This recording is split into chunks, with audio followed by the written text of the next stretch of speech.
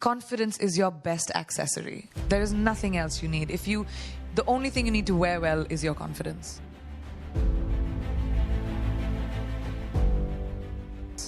That's where I believe that the girls in our society, the entire country. Iyo niyo mpamvu nizera ko abakobwa muri sosiyete yacu yewe no mu bihugu byose ndumva icyo bakwiye ari ukwigira bakigirira icyizere. Ndumva ari akazi k'ababyeyi babo kubaha imyumvire yo kwigirira icyizere,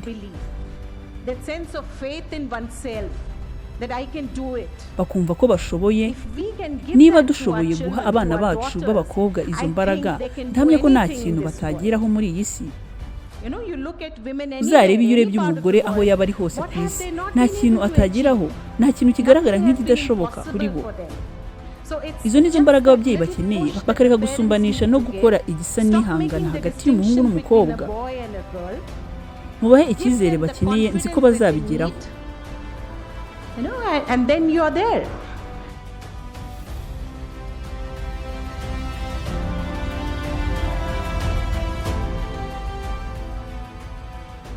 Mu mbaraga bafatanyije Clara Zetkin, Kate Dunker na Paula Thiede hamwe na bagenzi babo, aba ni bamwe mu bagize uruhare rukomeye mu kurwanira ishyaka no guharanira uburenganzira bw'abagore.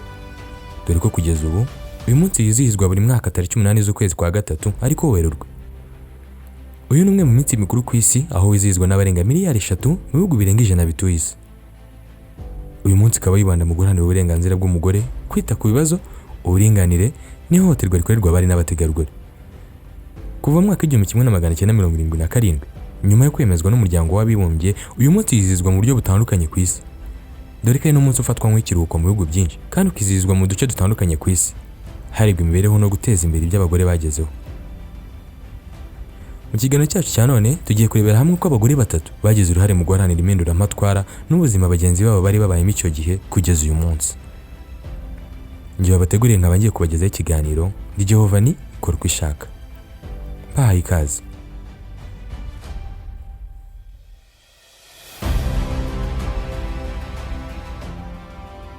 Umunsi w'abagore cyangwa se umunsi uzwi nk'uw'abari n'abategarugori watangiye mu mwaka w'1945 mu gihugu cya Leta Zunze Ubumwe za Amerika ndetse no mu gihugu cy'Ubudage. Bizihizaga umunsi mukuru w'abagore bitaga National Women's Day. Icyo gihe bawizihizaga ku rwego rw'igihugu gusa bitari mpuzamahanga.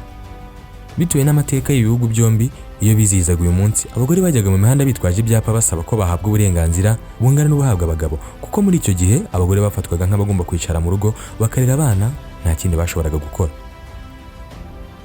Bisabwe n'umukangurambaga Teresa Marike ku ya 28 z'ukwezi kwa kabiri mwaka w'1999 mu mujyi wa New York hateguwe umunsi wa mbere wizihizwaga nk'umunsi w'abagore. Uyu munsi ukaba arikwaga umunsi w'abagore ku rwego rw'igihugu.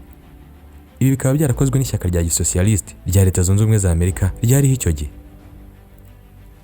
Nubwo haravuga ko uyu munsi wibukaga imyigaragambyo y'abakozi b'imyenda y'abagore i New York ku ya 8 Werurwe mwaka w'1957, ariko abashakashatsi bavuze ko ibi byari ukubeshya, ahubwo hari hagamijwe gutandukanya umunsi mpuzamahanga w'abagore n'inkomoko y'abasosiyaliste. Nyuma y'umwaka umwe mu kwezi kwa 8 mu mwaka w'1910 ubwo inama mpuzamahanga y'abagore b'abasosiyaliste yateranaga imbere y'inama rusange y'umuryango mpuzamahanga i Hamburg muri Denmark, bamwe mu bari bahagarariye abasosiyaliste b'abanyamerika n'intumwa z'Abadage ariwe Clara Zetkin, Kate Dunker na Paula Thiede n'abandi basabye ko hashyirwaho umunsi ngaruka mwaka w'abagore nubwo nta tariki icyo gihe bari bagennye. Nyuma yaho ku ya 19 z'ukwezi kwa gatatu mwaka w'1911 umunsi mpuzamahanga wa mbere w'abagore waranzwe n'abarenga miliyoni muri Autriche, Denmark, Ubudage ndetse n'Ubusuwisi. Nyuma y'inama yabereye muri Denmark, icyifuzo cya Clara Zetkin cyo gusaba ko habaho umunsi ngaruka mwaka wizihiza abagore, igitekerezo cyaje kwakirwa neza mu gihugu cy'Abarusiya. Dore ko ku itariki 8 z'ukwezi kwa gatatu mwaka w'1917 batangiye kwizihiza umunsi wahariwe abagore. Ibi byatangiye kwirakwizwa mu bindi bihugu bitandukanye byo mu Burayi kugeza mu mwaka w'1977 ubwo inama y'umuryango w'abibumbye izwi nka United Nations nibwo yemeje kumugaragara ku itariki 8 z'ukwezi kwa gatatu ari umunsi wahariwe abari n'abategarugori, kandi bavuga ko ugomba kuba mpuzamahanga. Inzira y'uyu munsi nubwo itari yoroshye, dore ko ibihugu bimwe na bimwe bitabonaga kimwe uyu munsi, by'umwihariko ibihugu byubakiye ku mahame ya Islam. Gusa buhoro buhoro uyu munsi wageze aho utera imbere ndetse unateza intambwe ikomeye ab'igitsina gore. uyu munsi ngarukamwaka wizihiza abari n'abategarugori buri mwaka uba ufite intego, gusa zose usanga zihuriza hamwe ku kubibutsa ko bashoboye kandi nibyo koko.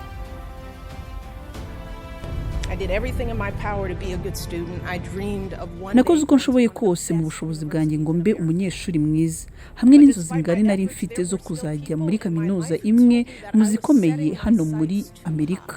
Nubwo byari bimeze gutyo, hari abambwiraga ko nifuza ibirenze ibyo nabona. Nabwirwaga ko umukobwa nkanjye ntajya muri kaminuza. Uzi ko bimera kuba umuryango utameze neza, uzi ko bimera kurebwa nabi na buri muntu wese, gushinjwa no gucirwa imanza biturutse kuwo uri we n'imyizerere yawe. Menya ko isi ikeneye abakobwa benshi nkawe. Isi iragukeneye ngo abe ari wowe uba umuyobozi, uyobore inama, ngo ube umucamanza, muyobore kaminuza. Turabakeneye, dukeneye abantu nkamwe, dukeneye abakemura ibibazo by'ibiza n'imihindagurikire y'ikirere. Mudukize izi ndwara z'ibyorezo, mudukize izi ndwara z'ibyorezo.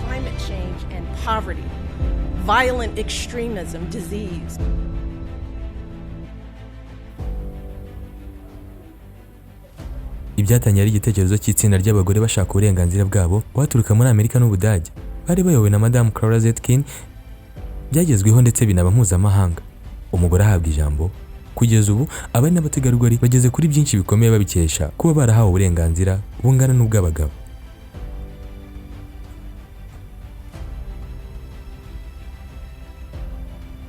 Reka bino hadusoreze ikiganiro cyacu. Mu gutegura iki kiganiro nifashishije History of Woman n'urubuga internationalwomansday.com. Urubuga rwashinzwe mu mwaka w'2001 rukaba ari narwo rubuga rushyirwaho insanganyamatsiko y'umwaka na hashtags hamwe n'ibindi bitandukanye bifitanye isano n'umushinga wa UN ku bagore, hamwe na filime mbarankuru n'ibiganiro bihuriza hamwe ku gukomeza no kugukangurira abari n'abategarugori kudatinya. Ndagushimiye twabanye mu kiganiro. Jye nari Joe BAHIZI, ikorwa ishaka. Naho ubutaha.